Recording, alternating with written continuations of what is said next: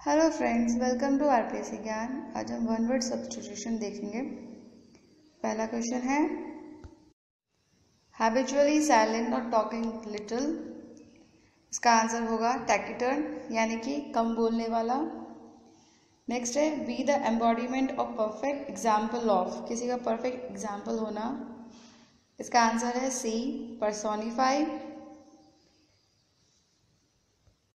Next है a person not sure of the existence of God. इसका answer हो जाएगा बी अगोनिस्टिक, यानी कि संयमवादी। सर्वाइल का मतलब होता है गुलाम या गुलामी। अनइक्विवोकल स्पष्ट। सिनॉप्टिक यानी कि संक्षिप्त। साइनिक जो होता है वो चिड़चिड़ा इंसान होता है। नेक्स्ट है a paper written by hand, हाथ से लिखा हुआ पेपर। तो इसका आंसर हो जाएगा बी मैन्युस्क्रिप्ट। इसका मतलब होता है हस्तलेख। नेक्स्ट है the act of violating the sanctity of the church is. इसका आंसर हो जाएगा सी सैक्रिलेज, यानी कि अपवित्रीकरण या फिर जो पवित्र चीज़ें होती हैं उनकी चोरी करना। A name adopted by an author in his writings. इसका आंसर हो जाएगा बी सूडोनिम, यानी कि छद्म नाम। हैंडीक्राफ्ट मतलब होता है हाथ से जो बनाते हैं, या कि हस्तशिल्प जो है वो होता है हैंडीक्राफ्ट। हैंडीवर्क जो है दस्तकारी। और थीसिस यानी कि लेख, जो ऐसे होता है, जो लेख होता है, दैट इज थीसिस। ब्लेस्फेमी मतलब ईश निंदा, ईश्वर की निंदा करना या उसके खिलाफ कुछ बुरा बोलना, वो होता है ब्लेस्फेमी। नेक्स्ट है ये हेरेसी। हेरेसी का मतलब होता है मतांतर या विधर्म, या जो किसी से एग्री नहीं करे, किसी के मत से भिन्न उसका मत हो, वो होता है हेरेसी। और डिस्क्रेशन मतलब दूषित या अपवित्रता, डिस्क्रेशन। निकनेम जो होता है, जो हमारा पेट नेम रहता है, जो हमें घर वाले देते हैं या कोई हमारे फ्रेंड्स वगैरह देते हैं, वो होता है निकनेम।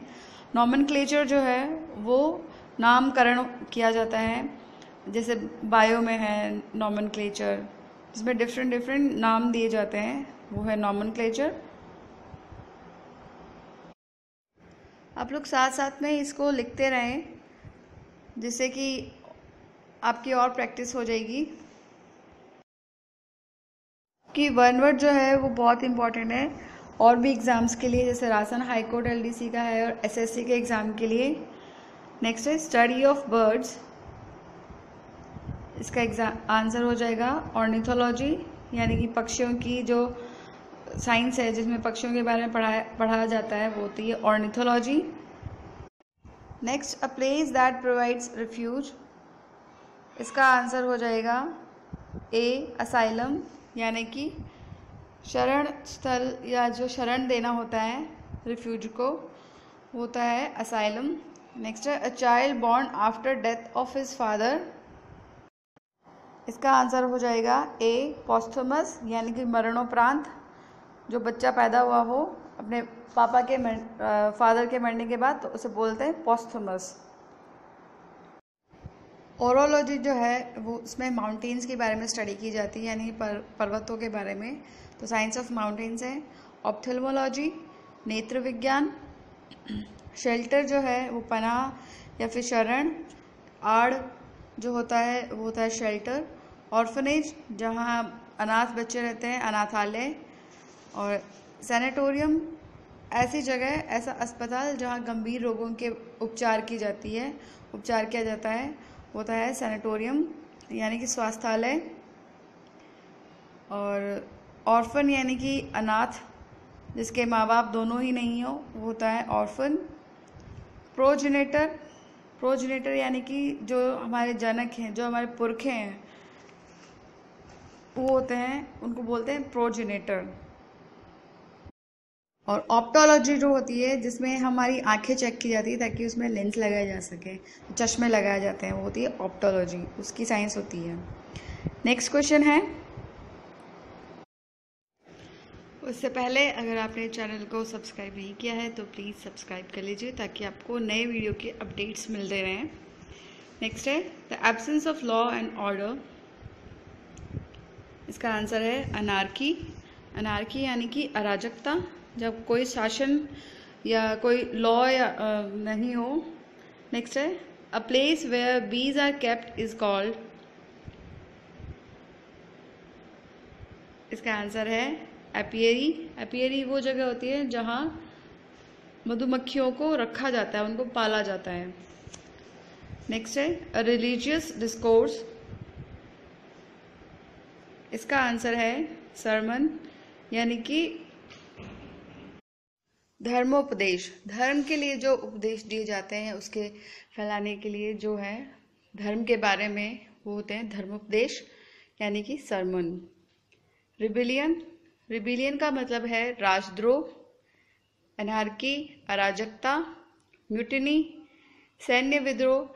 जब कोई सेना जो है वो विद्रोह कर दे तो उसे म्यूटिनी बोलते हैं। और रिवोल्ट जो है बगावत। हाइव जो है वो है मधुमक्खियों का छत्ता। और सेंचुरी जहाँ पे माइग्रेटरी बर्ड्स आते हैं देश विदेश से और वहाँ आके रहते हैं, वो होती है सेंचुरी। वहाँ पे प्रजनन करते हैं, जैसे कि घाना बर्ड सेंचुरी है। तो सेंचुरी बेसिकली बर्ड्स के लिए होती है। स्टैंजा जो है उसका मतलब होता है श्लोक या छंद। प्रेच यानी कि उपदेश देना या प्रवचन। और सेंक्टोरम जो है मंदिर का गर्भगृह होता है जहाँ पे मूर्तियाँ रखी जाती है। नेक्स्ट है part of a country behind the coast और अ रिवर्स बैंक। इसका आंसर हो जाएगा सी हिंटरलैंड। नेक्स्ट है study of the evolution of man as an animal. इसका आंसर हो जाएगा anthropology. Next a disease of mind causing an uncontrollable desire to steal. ये है इसका आंसर सी क्लिप्टोमेनिया। क्लिप्टोमेनिया मतलब ये एक तरह की बीमारी है जिसमें चीज़ों को चुराने की तीव्र इच्छा होती है। और क्लस्ट्रोफोबिया यानी कि बंद जगहों से डर लगता है, बंद जगहों पे घुटन सी महसूस होती है, वो तो है क्लस्ट्रोफोबिया। और मैग्लोमेनिया जो है वो एक इल्यूजन या डिल्यूजन होता है अपनी खुद की पावर के बारे में कि मैं जो हूँ बहुत पावरफुल हूँ, ऐसा। और सीजोफ्रेनिया जो है एक मेंटल डिजीज है जिसमें मिसकंसेप्शन या मिसपर्सेप्शन हो जाते हैं लोगों को, उनको गलत फहमियाँ होने लग जाती है, गलत वो हेलुसिनेशन जैसा, लोगों के बारे में गलत गलत धारणा बनाने लगते हैं। उनको लगता है कि कोई भी हम जो लोग हैं वो सब हमारे खिलाफ हैं। इस्थमस जो है दो लैंड को जोड़ने का एक नैरो सी जो लैंड स्ट्रिप होती है वो होती है इस्थमस। आर्कीपेलाजियो द्वीपों का समूह। स्वैम्प जो है वो होता है दलदल। और इथेनोलॉजी जो है वो ह्यूमन की जो रेसेस हैं उनके डाइवर्जन की स्टडी है इथेनोलॉजी। आर्कियोलॉजी पुरातत्व विज्ञान। अब नेक्स्ट क्वेश्चन, आप लोग साथ साथ में इन वर्ड्स के मीनिंग्स लिखते जाएं जिससे आपके और भी वन वर्ड्स जो हैं वो तैयार हो जाएंगे। नेक्स्ट है one who sacrifices his life for a cause. इसका आंसर हो जाएगा बी मैट्रियर यानी कि शहीद। A person who brings goods illegally into the country. इसका आंसर हो जाएगा D smuggler. Next to take secretly in small quantities. इसका आंसर हो जाएगा बी पिल्फेरेक यानी कि चोरी करना। पैट्रियट होता है देशभक्त। रिवोल्यूशनरी क्रांतिकारी। सोल्जर यानी कि सैनिक। इम्पोर्टर जो कि चीज़ों को आयात करे। एक्सपोर्टर जो चीज़ों को निर्यात करे। फ्रॉड यानी कि धोखेबाज। रॉबरी यानी कि चोरी, थेफ्ट भी चोरी, और डिफाल्केशन, गबन को कहते हैं डिफाल्केशन, यानी कि जो स्कैम किया जाता है, जो स्कैम, इसका सिनोनिम है डिफाल्केशन का। अब नेक्स्ट क्वेश्चन देखते हैं हम। लास्ट क्वेश्चन है इस क्विज का ये।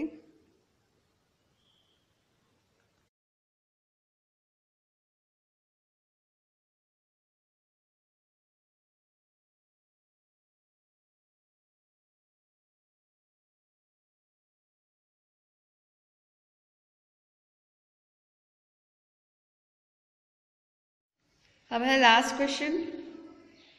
To accustom oneself to a foreign climate, इसका आंसर हो जाएगा डी, एक्लेमेटाइज, यानी कि अभ्यासित होना या अभ्यास करना, मतलब जो फॉरेन क्लाइमेट है उसके अकॉर्डिंग अपने आप को अभ्यासित करना।